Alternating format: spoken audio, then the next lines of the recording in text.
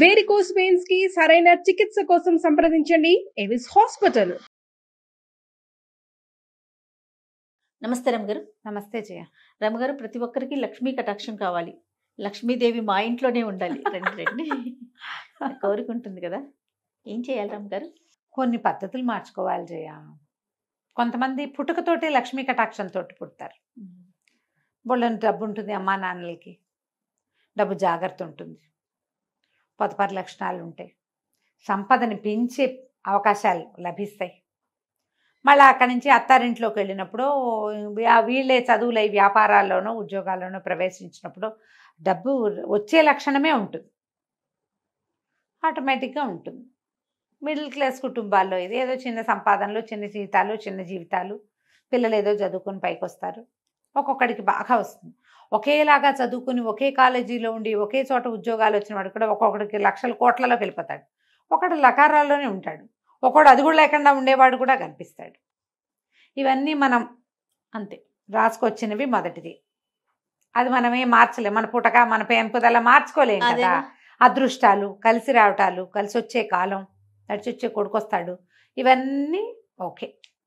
మన లివింగ్ స్టైల్లో కూడా డబ్బు పద్ధతుల్లో, డబ్బుని హ్యాండిల్ చేసే విధానాలు, మన ఇల్లు వాకిళ్ళు, మన ప్రవర్తన, మన నియమావళి, ఎథిక్స్, ఏదైనా చేసేటప్పుడు సరైన విధానంతో చేయటం, కొంత దైవారాధన, ఇవన్నీ సరిగ్గా ఉంచుకుంటే ఆటోమేటిక్గా లక్ష్మీ కటాక్షం లభిస్తుంది.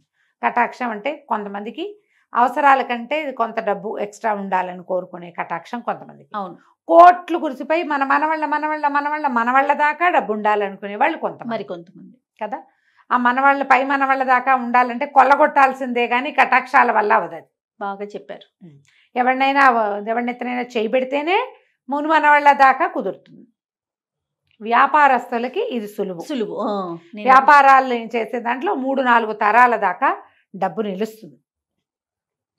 ఉద్యోగస్తులు సాధారణంగా ఏదో చిన్న పొన్న వ్యాపారాల వాళ్ళు, ప్రధానమైనది ఉద్యోగస్తులకి ఇది కొంచెం కష్టం కదా.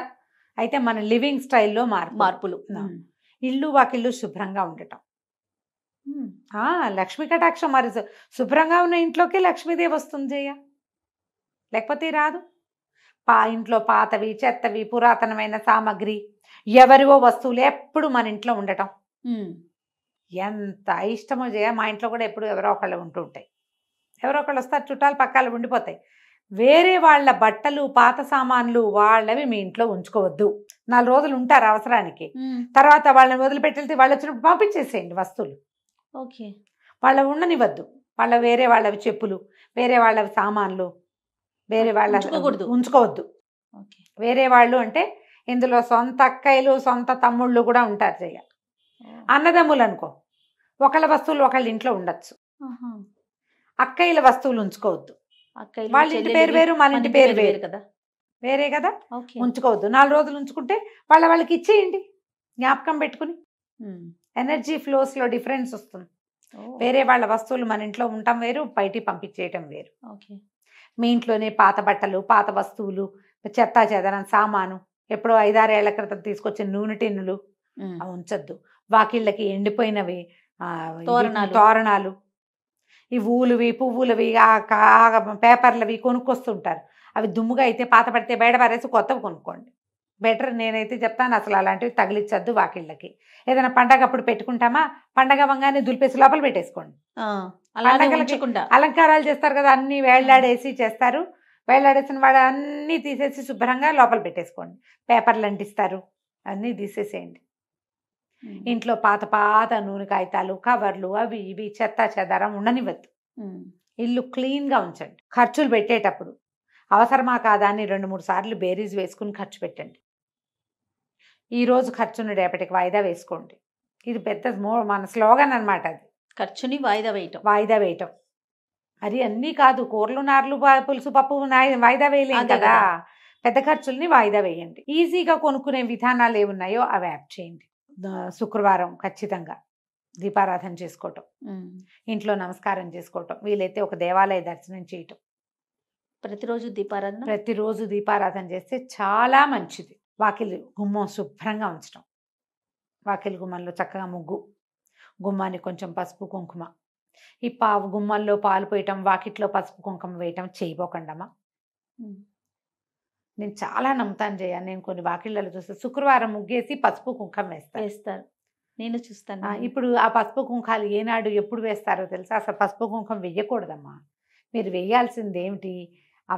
సంక్రాంతి రోజుల్లో గొబ్బిళ్ళు పెడతామా, అప్పుడు బంతి పువ్వులు చల్లుతారు. పువ్వులు 2 పువ్వులు బంతి పువ్వు, అంతేగాని మీరు చామంతులు అవన్నీ నేల మీద పరవటాలు, పసుపులు కుంకాలు వేయటాలు, గుమ్మాల్లో పాలు పోయటాలు, పాలు పోస్తే గుమ్మానికి అటు ఇటు కాసిన పాలు పోయటం. లక్ష్మీదేవి పాల సముద్రాల నుంచి పుట్టింది కదా, ఈ పాలు పోస్తే వస్తుందండి. పాలు పంచామృతాలు. మీరు చిన్న లాజిక్ ఆలోచించండి. ఎక్కడో చదివి ఉంటారు, ఏ గురువు గారో చెప్పుంటారు, అది పోసాకే మనకేదో వచ్చిందని మీరు నమ్ముతారేమో. కానీ ఒక్కసారి కొంచెం చిన్న లాజిక్ ఆలోచించండి. పసుపు కుంకుమ పువ్వులు పరమ పవిత్రమైన వస్తువులు. కుంకుమ చిటికడు చేయి జారి పడితే ఎంత పీకుతుంది మనసు. అయ్యో అయ్యో అయ్యో పడిపోయింది పడిపోయింది పడిపోయింది, అదైపోయింది ఇదైపోతుంది అనుకుంటాం. నువ్వే వాకిట్లో వేస్తావా దాన్ని? తొక్కుతాం కదా. ప్రధానమైంది ఎవరెవరో ఏ చెప్పులతోటో ఏ కాళ్లతోటో తొక్కుతారా? తొక్కిన వాడికి తొక్కిన పాపము, తొక్కించిన పాపం నీది, వేసిన వాడిది పెద్ద పాపం కదా. వేయకండి, అక్కర్లేదు. మీరు వాకిలి గుమ్మం శుభ్రంగా ఉంచుకోండి. వాకిట్లో ఒక ముగ్గేయండి చక్కగా. ఏ చాక్పీస్తోట వేసుకుందాం. ఇది వరకు బియ్యపిండితో వేసేవాళ్ళు. ఇప్పుడు మనమన్నీ గచ్చులు అరుగులు, ఏవో మొజాయిక్ స్టోన్స్ గిన్స్ ఉంటాయి కదా, అన్ని రకరకాల స్టోన్ ఏదో వేసుకోండి ముగ్గు. వాకిలి చక్కగా అందంగా. పచ్చటి మొక్కలు 2 వాకిట్లో ఉంచుకోండి. ఇంట్లో తులసి మొక్కని వెళ్ళిపోనివ్వకండి, నిద్రపోనివ్వకూడదు తులసమ్మని. ఒకవేళ తులసి నిద్రపోతోంది పోయేలాగుందంటే ఇంకోటి తెచ్చి పెట్టుకోండి, ఇప్పుడు కూడా తులసిని ఉంచుకోండి. ఆకుపచ్చదనం వాకిట్లో దొడ్లో కాస్త బాల్కనీస్లో కనపడేలాగా ఉంచుకోండి. ఎప్పుడు తలుపుల మీద బట్టలు వేసి ఉంచద్దు. తలుపుల వెనకాల చున్నీలు చేరతాయి. వారానికో 10 రోజులకో తీసి మళ్ళీ జాడిచ్చి లోపల పెట్టుకోండి. తలుపుల మీద టవల్స్ ఆరేస్తూ ఉంటారు అమ్మగారు. టవల్స్ ఆరేయద్దు, తువ్వాళ్ళు ఆరేయద్దు. తలుపుల మీద బట్టలు ఆరేస్తే అప్పులు పెరుగుతాయని చెప్తారు. అవునో కాదో? అవన్నీ అసహ్యంగా ఉంటాయమ్మా. అందంగా ఉండదు ఆ వస్తువు, ఆ విషయం బాగుండదు. తలుపుల్లో దుమ్ము ఉంటుంది, ఆ దుమ్మంతా మన ఒంటి మీదకి చేరుతుంది. ఏ పురుగు ఏదన్నా చిన్న అవి వస్తాయి కదా ఒంటి మీదకి, టవల్స్ మీదకి. కొంచెం ఈ దేవతార్చన విధానాలు అవి మార్చుకోండి. కొంచెం ఎవరికైనా సహాయం చేయాల్సి వచ్చినప్పుడు శుక్రవారాలు సాయంకాలం, శుక్రవారం నాడు కబుక్కున్న డబ్బులు ఇవ్వద్దు ఎవరికి. అంటే ఇప్పుడు మీరు పని చేయించుకుని పని మనిషికి జీతాలు ఇవ్వచ్చు, తప్పులేదు, పని చేస్తుంది కాబట్టి ఏదైనా మనం కొనుక్కోవచ్చు అవసరమైతే. కానీ ఒట్టిగా ఇచ్చేటప్పుడు శుక్రవారం ఇవ్వకండి, మిగిలిన వారాల్లో ఇవ్వండి. ఈ శనివారం పూట ఇవి ఉంటాయి కదా, కాయిన్స్ అట్టు పెట్టుకోండి, వీటిని దానం చేయండి. ఎవరైనా వాకిట్లోకి ఒక ముద్ద అన్నం పెట్టు అని అడిగితే తప్పకుండా పెట్టండి. ఏదో వారంతో పని లేదు. ఓ తిండి పదార్థం ఏదైనా ఒకటి, ఒక లడ్డు ఉంది, ఏం లేవు, కూరనార లేవు, ఆ లడ్డు అయినా ఇదే ఉందని చేతిలో పెట్టండి. అలాంటివి అపార్ట్మెంట్లలో పైకి ఎవ్వరూ రారమ్మా. అవును, పైకి రారు, అందరు కిందే కనపడతారు. ఎవరన్నా చేయి చేస్తే శనివారాలు తప్పకుండా ఒక కాయిన్ దానం చేయటం పెట్టుకోండి. కాసిన కాయిన్స్ బ్యాగ్లో వేసి పెట్టుకుంటే సాటర్డే మనకి ఎవరైనా కనపడ్డారు వాళ్ళ చేతిలో 2-3 కాసులైనా పెడుతూ ఉండండి. ఇవన్నీ పాత విధానాలే, పాత పద్ధతులు. ఓకే. సో లక్ష్మీ పూజ చేసుకుంటారు, మీ ఓపిక ఉంది, మీకు చేత వస్తే చదువుకోండి. లక్ష్మీ కటాక్షం కలగటానికి పెద్దవాళ్ళు మొదటి నుంచి చెప్పింది కనకధారాస్తవం, అది చదువుకోమంటారు. ఓకే. ధన ప్రవాహం కనిపిస్తుంది అని. మీకు వచ్చేది ఎక్కడైనా ఉండి అవకాశం ఉండి చేతికి రానప్పుడు ఈ కనకధారాస్తవం చదువుకుంటే శుక్రవారాలు మంచిది. రోజు చదువుకోగలరా? మహత్తరంగా ఉంటుంది. అంతే. చదువుకోలేరు, శుక్రవారం ఒకనాడు చదువుకున్నాం. శుక్రవారం రాహుకాలం పొద్దున్న 10:30 నుంచి 12 గంటల లోపల 10:30కి దీపం పెట్టేయండి. ఇంకా కొంచెం ముందే పెట్టగలిగితే మంచిది. అది రాహుకాలం అంతసేపు వెలిగేలాగా చూసుకోండి. 12 గంటల దాకా దీపం ఉండేలాగా చూసుకోండి. ఏదైనా దేవాలయ దర్శనం చేయండి శుక్రవారాలు. లక్ష్మీదేవి అంటే మామూలుగా విష్ణువాలయాల్లో పక్కన అయ్యవారి పక్కన లక్ష్మీదేవి ఉంటుంది కదా, అమ్మవారు ఉంటారు, అక్కడికి వెళ్ళండి. ఇంట్లోనే లక్ష్మీ పూజ చేసుకునేటట్టయితే పూజ చేసుకోండి. శుక్రవారం మహాలక్ష్మి పూజా విధానం, ఎంత చిన్న పుస్తకం దొరుకుతుంది, నిత్య గౌరీ శుక్రవారం మహాలక్ష్మి పూజా విధానం, 5 రూపాయలు 10 రూపాయల పుస్తకం ఉంటుంది.